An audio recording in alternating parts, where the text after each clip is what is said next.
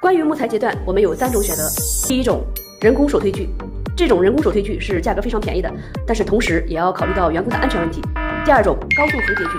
这种高速横截锯只需要人工在结疤的位置上画根线，机器会自动根据线的位置进行锯切，而且还可以进行长度优选，相对来说是效率非常高、非常安全的一款机器，也是中国市场上用的最多的一款机器。第三种 AI 视觉优选锯，AI 视觉优选锯是未来的一个趋势，机器会自动扫描木材上的4个面，精准确定结疤的位置，给予优选锯锯切方案。你更喜欢哪一款呢？欢迎评论区留言。